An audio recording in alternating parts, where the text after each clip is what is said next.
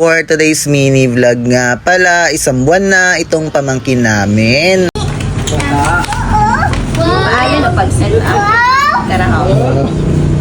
Wow, Karon ka, karon o. Bukse. Buksan. Sigon. Open mo na yung ano ni props ni Toto. Open mo na yung props. Kanina pagkatapos yan. Pagkatapos ni Toto.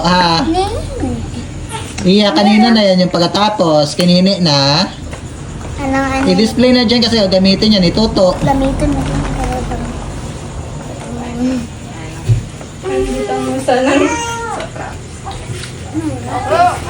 Tama, di ka rin yung